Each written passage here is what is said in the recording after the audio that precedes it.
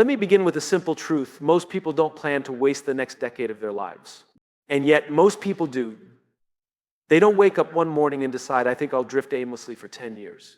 But that's what happens not because they lack time, talent, or potential, but because they never stopped to ask why they were doing any of it in the first place. So if you want to fix your next 10 years, you don't start by making a list of goals. You start by asking a much deeper question. Why do you even want to change?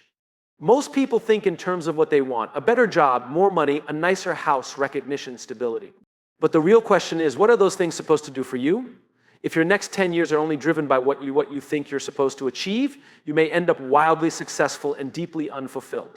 So step one, define a direction rooted in meaning. Ask yourself, because without a compelling why, every strategy becomes a struggle. Every win feels hollow. Every loss feels personal.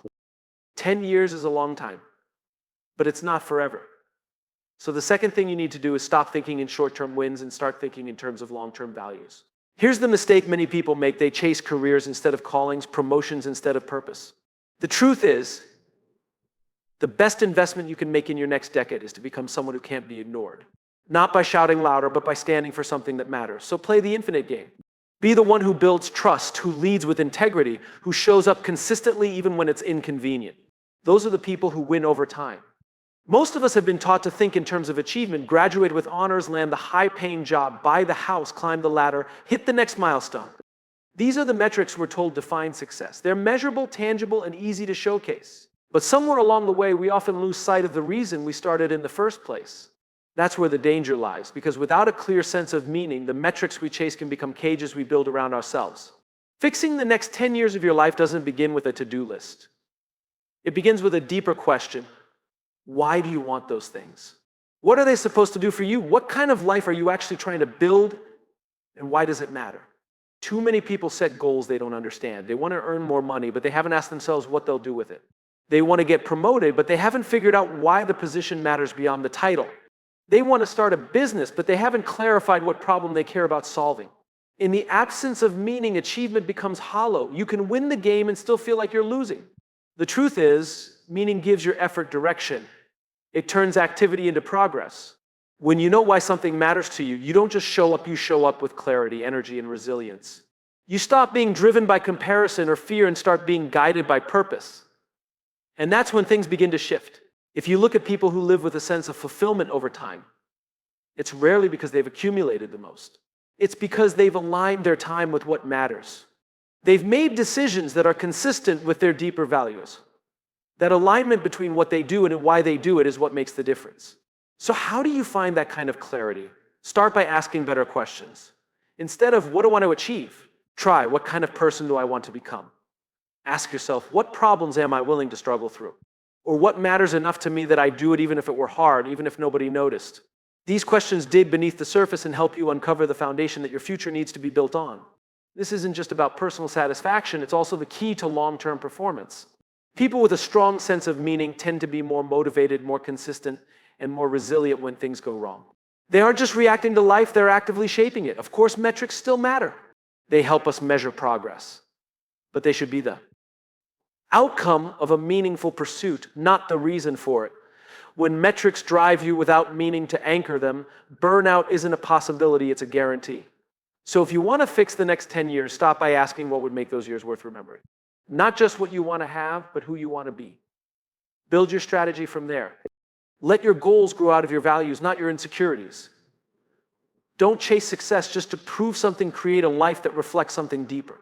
That's how you build a future worth living into. Not by counting what you've achieved, but by staying connected to why it all matters. When we think about life, we often treat it like a series of levels to beat, get the job, hit the income goal, buy the house, retire early. It's a mindset built on winning and finishing. But life isn't a game you win. It's an ongoing process, a journey without a final scoreboard. And that's why the mindset that will truly change your next 10 years isn't about finishing first, it's about playing for the long run. The infinite game is not played with the goal of winning. It's played with the goal of staying in the game and growing stronger as you do. In a finite game, the rules are fixed, the players are known, and the outcome is clear. But life doesn't work that way. The players change. The rules evolve. The finish line moves. And when you're locked into a finite mindset trying to beat everyone else, you lose sight of what actually matters. The infinite game is about sustainability, not short-term dominance. It's about building something that lasts, whether that's your character, your relationships, your business, or your legacy. And it starts with redefining how you measure progress.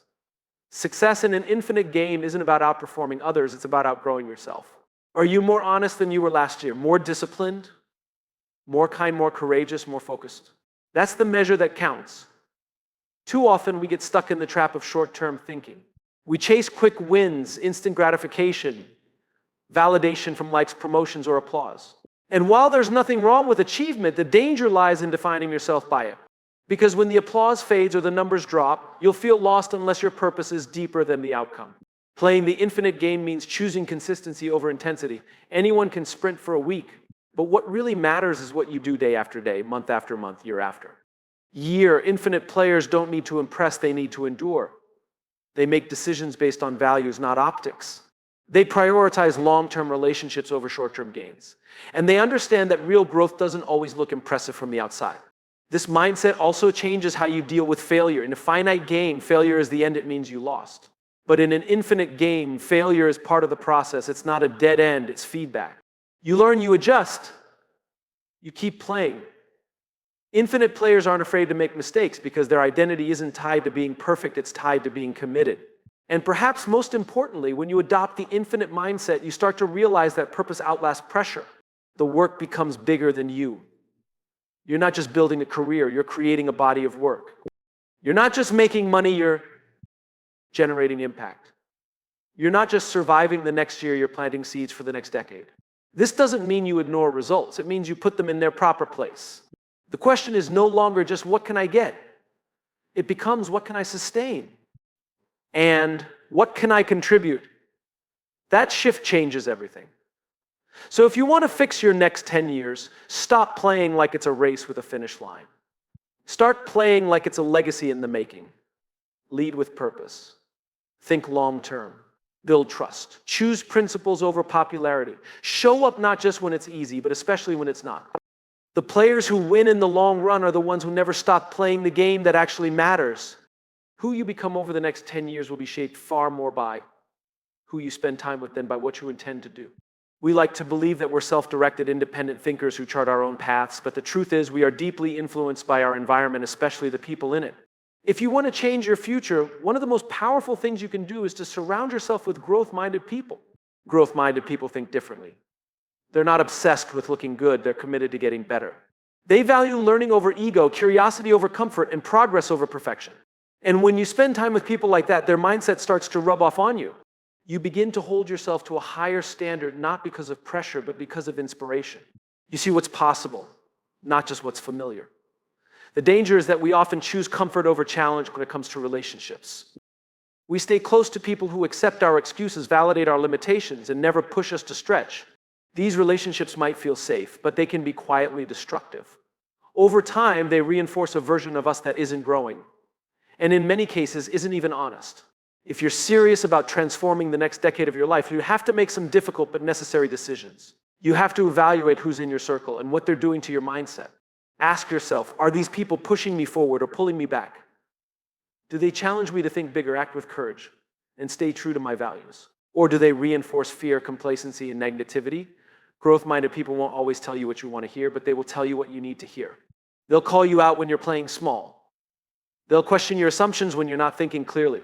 They'll push you to take the uncomfortable step, to take responsibility, to keep going when you feel like quitting.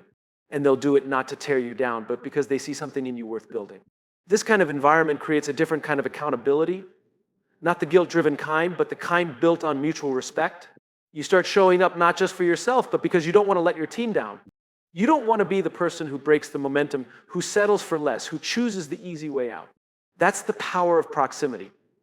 When you're around people who expect more of you, you begin to expect more of yourself. But you don't just find these people, you attract them by being one yourself. If you want to be surrounded by growth-minded people, become one. Show up with humility. Be willing to ask questions, admit what you don't know, and put in the work. Growth attracts growth. The more you embody it, the more you'll draw others who value it too. Also understand that not everyone will come with you. Some people won't understand your new direction. They'll be uncomfortable with your growth because it challenges their quo. That's okay. Not everyone is meant to be in your next chapter. Letting go of the wrong people is not cruelty, it's clarity. So if you want to fix your next 10 years, take inventory of your relationships. Be intentional about who gets access to your energy. Find the people who are going where you want to go and walk with them. Invest in those relationships. Learn from them, support them, grow with them. Because your potential is too important to be shaped by people who are only interested in who you were. Choose people who are committed to who you're becoming. Most people start with good intentions. They set goals. They get excited. They write plans in journals or say things like, this time will be different. And for a few days, maybe even a few weeks, they follow through. But eventually the motivation fades, life gets in the way, and they slide back into old habits. It's not because they're lazy. It's because they were relying on something unreliable motivation. Motivation is emotional. It's that surge of energy you feel when you're inspired. And while it's great for getting started, it's terrible for staying consistent. Because real progress, the kind that shapes your next 10 years, doesn't come from a few bursts of effort. It comes from showing up consistently, especially when you don't feel like it. And that requires something stronger than inspiration. It requires systems. A system is a repeatable process. It's the structure you put in place so that success becomes the natural result of what you do, not just the lucky outcome of how you feel. Systems remove decision fatigue. They turn good behavior into default behavior. They don't rely on willpower, they rely on design. Think about someone who's fit. It's not because they're constantly motivated to work out. It's because they've built a routine that makes it automatic. They've created a rhythm, a schedule, maybe even a social environment that nudges them toward the gym even when they're tired. That's a system. Or think about someone who's financially stable. It's not because they resist every urge to spend. It's because they've built systems for saving, budgeting, and investing. They don't make good decisions once they make it impossible to make bad ones over and over. If you want to fix your next 10 years, you can't keep relying on motivation to carry you through. You have to build habits that remove friction and create momentum. Start small. Identify one or two things you want to change, and then ask, how can I build a system around this? If you want to read more, don't just say, I'll try to read every night. Create a system, keep a book next to your bed, set a time limit, make it part of your wind-down routine. If you want to eat healthier, don't just rely on willpower when you're hungry. Build a system, meal prep on Sundays, keep healthy snacks visible, remove junk food from your home. Systems are boring. They're unglamorous, but they work. Because they shift your success from being personality-driven to being process-driven. And over time, the small, consistent actions they produce compound into massive results. Another advantage of systems is that they are resilient. When life gets hard, as it inevitably will, motivation is the first thing to disappear. But a system, once built into your daily life, can keep functioning even when you're stressed, distracted, or discouraged. It keeps you aligned with your goals, even when your emotions aren't cooperating. And perhaps the most powerful thing about systems is that they shape identity. When you consistently follow a system, you stop thinking of yourself as someone who's trying, you start seeing yourself as someone who is. You become the type of person who eats healthy, who manages time well, who follows through. That identity shift changes how you see yourself and how others see you too. So don't wait for motivation to strike. Build systems that make the right actions easy and the wrong actions harder. Structure your life in a way that supports your values. And keep showing up even when it's not exciting. Because that quiet, disciplined consistency, that's what builds a future worth living. Your next 10 years won't be shaped by what you hope to do. They'll be shaped by what you systematically do. Every day. And no matter how carefully you plan your life, it won't go the way you expect. The next 10 years will surprise you. You'll lose things you thought you'd always have. You'll gain things you never imagined. Some doors will slam shut. Others will open without warning. That's not a flaw in the system, that is the system. Life isn't predictable. And if your future depends on everything going according to plan, it's already in trouble. It becomes the end of your story or the beginning of a new chapter. When you expect the unexpected, you don't get thrown off course as easily. You're not shocked when things change, you're ready to pivot. This doesn't mean living in fear or constantly waiting for disaster. It means building emotional agility, mental resilience, and a strong sense of purpose so that when disruption comes, you don't crumble. You adjust. You find a new way forward. Think about how different that mindset is from what most people are taught. We're told to stick to the plan, stay on course, never give up. But what if the plan no longer makes sense? What if staying on course means heading in the wrong direction? Wisdom is knowing the difference between persistence and rigidity. That's why you need a foundation deeper than strategy. You need values that don't change when the environment does. You need clarity about who you are, not just what you want. Because goals can expire, timelines can get disrupted. But if your identity and your values are clear, you'll always have a compass, even when the map no longer makes sense. The people who navigate life best aren't always the smartest or the most talented. They're the ones who can stay calm when the picture changes. They don't panic when things fall apart. They don't quit when plan A fails because they never believed there was only one plan anyway. They know that resilience isn't about bouncing back to where you were. It's about growing into someone who can handle where you're going next. So as you think about your next 10 years, hold your goals loosely and your values tightly. Design your life with enough room to move, enough space to adjust, and enough humility to admit when something isn't working. Don't try to eliminate uncertainty. Learn how to move through it with grace. Because change is coming whether you invite it or not. And when it does, you'll either break trying to resist it or evolve by learning from it. Expect the unexpected and you won't be surprised when it comes. You'll be ready. And that readiness is what turns chaos into growth. If you want a better future, stop obsessing over what you'll have and start focusing on who you'll be. Because the life you want, whatever it looks like, won't just show up one day. It will be built by the person you become, decision by decision, habit by habit.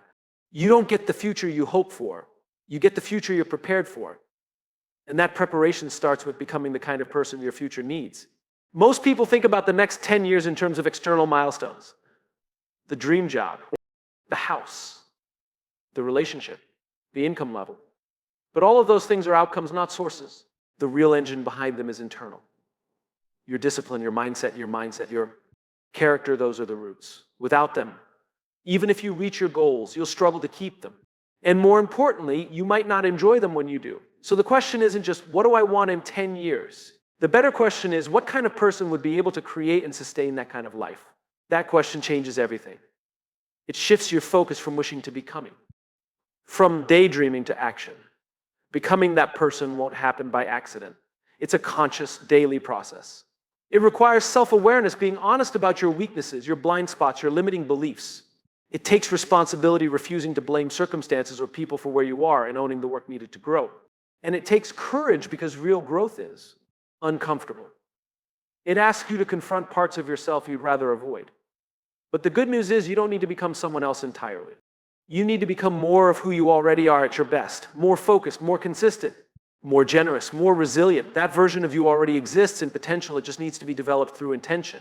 This kind of transformation doesn't require grand gestures. It's built in the small moments. Waking up a little earlier to take care of your body. Saying no to distractions that steal your focus. Apologizing when you mess up. Asking better questions.